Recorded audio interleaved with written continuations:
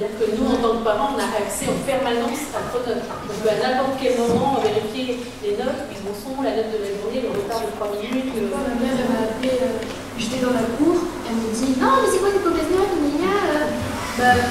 je suis dans la cour, j'ai même pas eu la copie encore. » Donc forcément, moi je suis en train de m'amuser et après je suis en dépression. Je voulais témoigner ce soir de ce que c'est d'être instite, de la souffrance que peuvent vivre les enseignants, pas qu'en REP+, mais quand moi, ma première année en REP+, ça a été l'horreur. Les dictées, les notes, le stage, le DNB, les tables, les devoirs pour l'oral de brevet.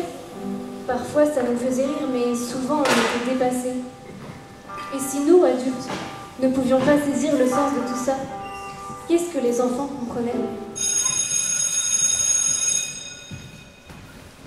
Au début, on avait dit qu'on faisait exploser toute l'école et qu'on faisait table rase du passé. Et après, on pouvait reconstruire. Je donnerai des notes, mais je commencerai par la joie de vivre.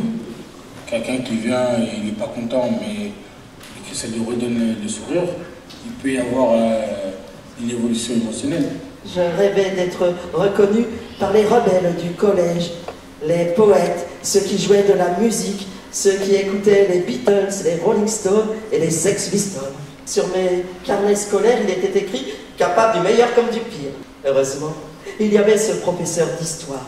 Heureusement, il y avait ce professeur d'économie et de sociologie qui nous faisait cours dehors quand il faisait beau et nous emmenait chez lui manger des pizzas.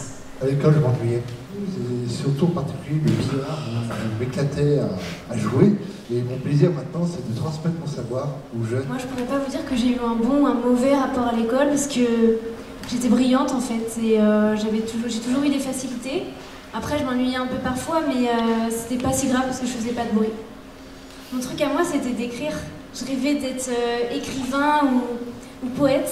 J'ai passé un mois à la ferme, à apprendre à tailler du bois, à s'occuper des abeilles.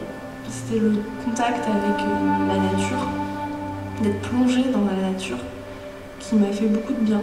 Ce qui me fait le plus vibrer, c'est ce qui me fait le plus apprendre.